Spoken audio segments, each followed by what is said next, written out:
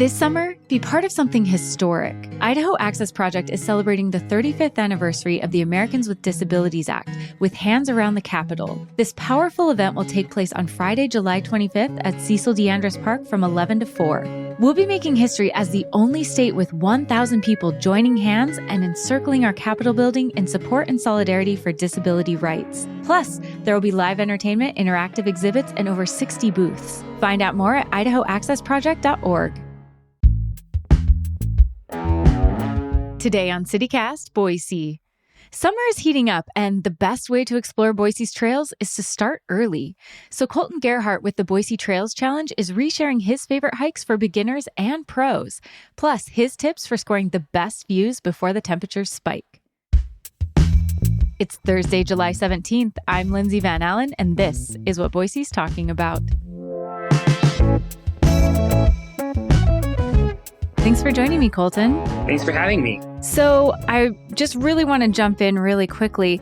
Where can you go if you're interested in exploring the outdoors? But I always like to say I'm lightly outdoorsy. So maybe like a trail that's really light or something that isn't going to be too difficult. Totally. So we're actually so lucky to live where we do. I feel like we have a really great range of trails in our network here. My first trail that I ever did in Boise was behind Camel's Back in the Hulls Gulch area. Mm-hmm. And it is a super trail to do this time of year, especially because it is so hot. And there's a lot of trees behind there too. It's really accessible. There's a lot of parking at Camel's Back, and then going up behind there, you can kind of build your own adventure from there. If you want a longer hike, you can keep going. If you want a shorter hike, there's plenty of loops right in that Camel's Back area. So just off the bat, because I'm really not an experienced hiker, when you say like a shorter loop or a longer loop, what kind of a time frame is that generally? Yeah, so when it comes to like a short or a long loop, as we know, we live in the foothills, so there's some elevation with that. And the Camel's Back area, for one, I'll use that as my example. You could do a half-hour hike if you wanted to. You could go up to an hour as well, and that would range anywhere from a mile to 3 miles, depending on how much time you have and how much of a hike you really want to get in. And what are some of your tips for newbies or maybe people who are new to hiking in this area if they want to get started on the trails? So Ridge to Rivers does a really good job of posting a lot of signs and trail maps throughout the trail network here. At Camel's Back, Military Reserve, a lot of the main hiking areas that are close to town, you can find these trail maps and you can take a picture of them with your phone. You can also access Ridge to Rivers website and get an interactive map from them, which can be really handy as well. I think the biggest tip that I have for people is to bring more water than you think you're going to need. Right now, a lot of the creeks are pretty dry, depending on where you go. So they can be used to cool off. But when it's been 100 degrees for a few days now, it's really tricky to find that water, depending on where you are.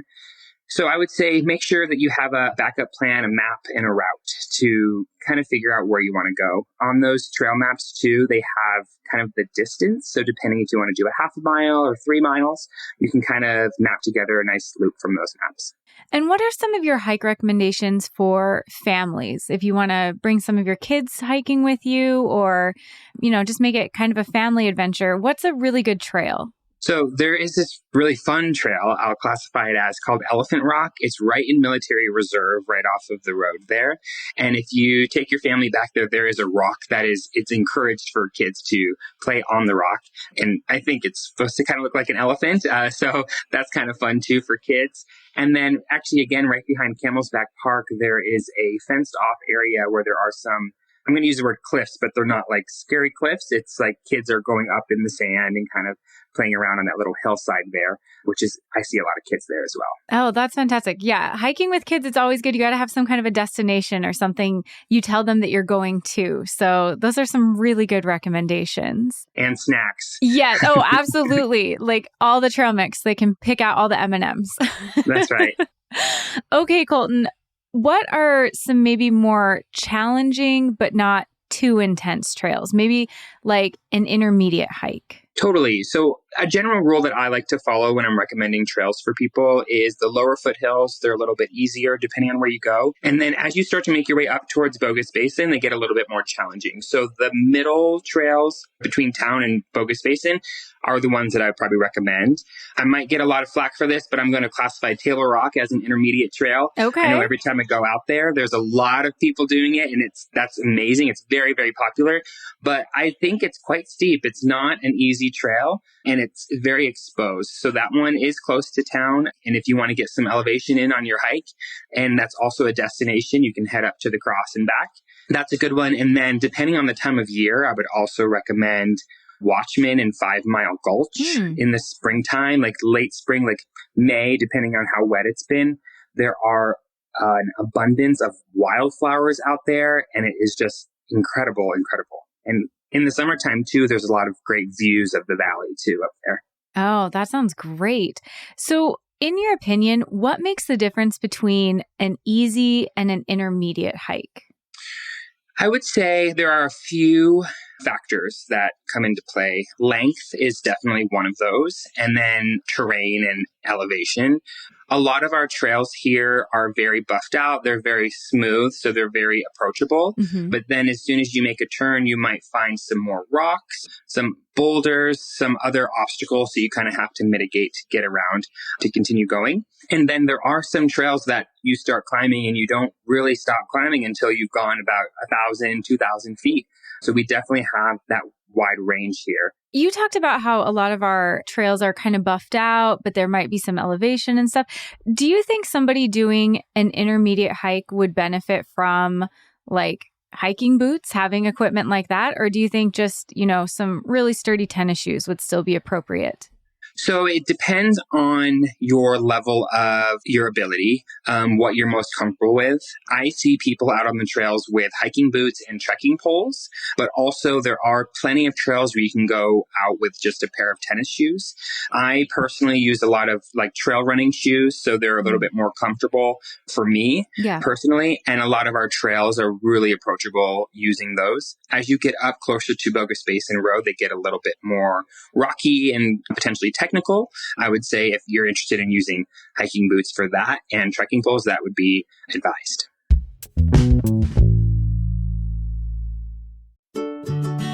Need a reset or just a chance to slow down? Trade the traffic and to-do lists for a glass of wine and an open sky at Walla Walla. Just a scenic 4-hour drive from Boise, this peaceful destination in the heart of the Pacific Northwest offers a true escape from your hectic schedule. You'll have the opportunity to wander through more than 130 wineries nestled among golden hills and vineyards, and then cozy up in a tasting room. You can stroll through the charming historic downtown by day, and at night, dine al fresco on meals made by celebrated chefs from fresh ingredients grown just down the road on local farms. Come discover why Walla Walla is one of the Pacific Northwest's best-kept secrets. You don't have to go far to feel far away. Plan your getaway at wallawalla.org today. Hey, it's Ryan Reynolds here from Mint Mobile. Now, I was looking for fun ways to tell you that Mint's offer of unlimited premium wireless for $15 a month is back. So I thought it would be fun if we made $15 bills. But it turns out that's very illegal. So there goes my big idea for the commercial. Give it a try at mintmobile.com/switch. Upfront payment of $45 for 3-month plan equivalent to $15 per month required. New customer offer for first 3 months only. Speed slow after 35 gigabytes if network's busy. Taxes and fees extra. See mintmobile.com. People who live in this area really want to enjoy the outdoors. That's one of the appeals of Boise. But the heat has been so intense lately. So what's maybe a good place people could go to cool down, or a hike where maybe you're going to find a spot you could dip your feet in some water? Totally. So water can be really tricky to come by this time of year, for sure. The Boise River is a really great resource that we have that runs through town. You might be thinking, I don't want to go for a hike on the pavement. And personally, I don't either.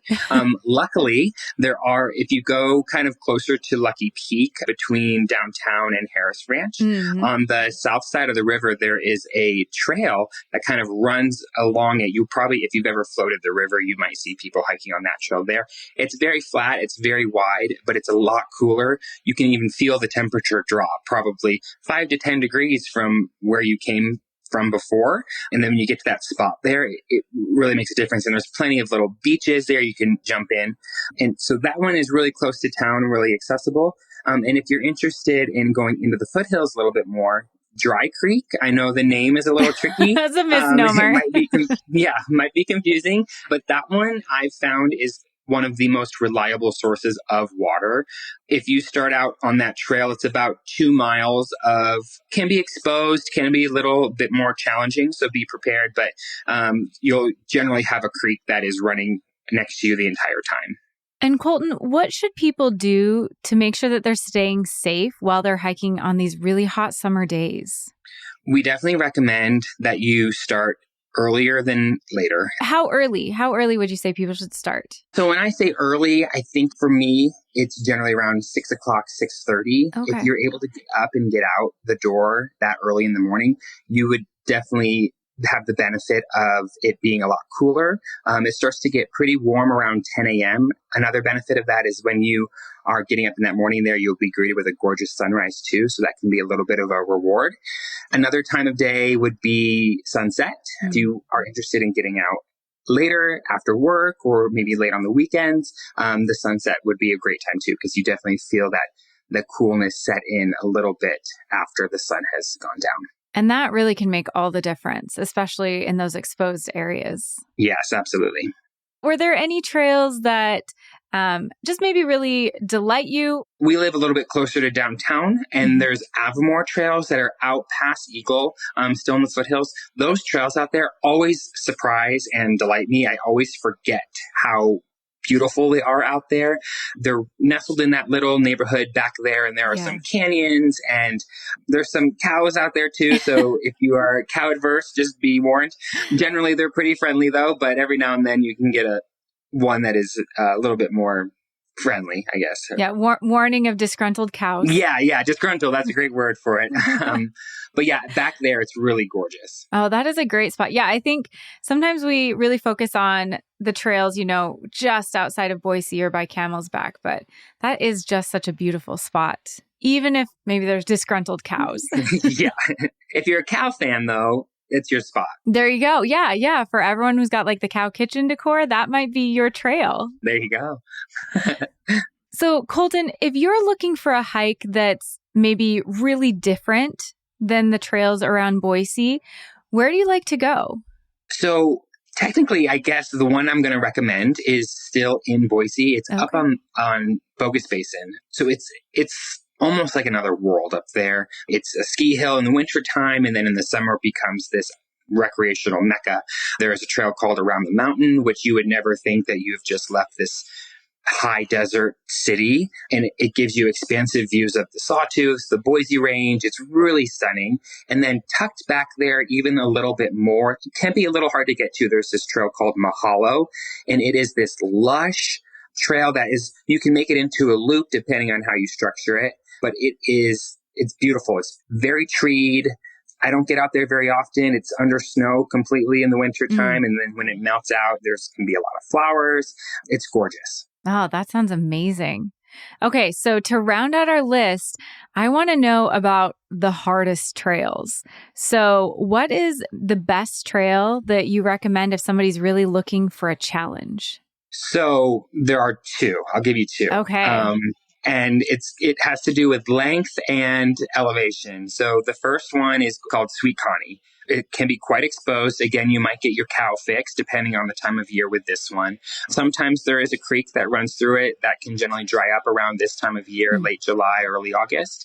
But you start off of Bogus Basin Road, about 6 miles up from town, and you head into the foothills and you start making your way towards Stack Rock.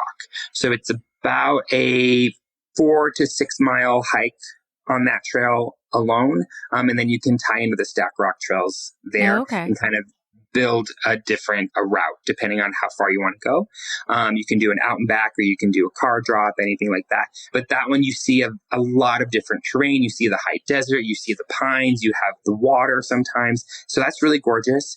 And then the other one, which is not a misnomer like Dry Creek, but Hard Guy is a trail that we have in our network here. And it is very challenging. It was one of the first trails that I did in Boise, and I was delightfully surprised with how much elevation you could gain in such a short amount of time. Depending on where you start that trail, it can be anywhere from 4 to 6 miles for that trail alone. But you do gain a lot of elevation. I think it's about 2,000 to 3,000 feet. And there's no real reprieve until you turn around and start heading back down again. Oh, okay. But you are rewarded again with a tree line once you get to the top too, which is always kind of fun. Those are maybe the trails where you're going to want those hiking boots. Yes, your hiking boots and plenty of water and sunscreen and all of the heat mitigating techniques that you have. Yeah, come prepared. Totally. Well, Colton, thank you so much. I think this was a great list and fantastic tips for having a really fantastic hiking experience around Boise. Thank you. Awesome. Have fun out there and be safe.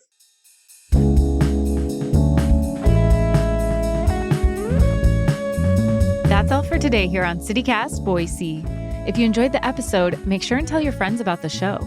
We'll be back tomorrow morning with our Friday News Roundup. You won't want to miss it.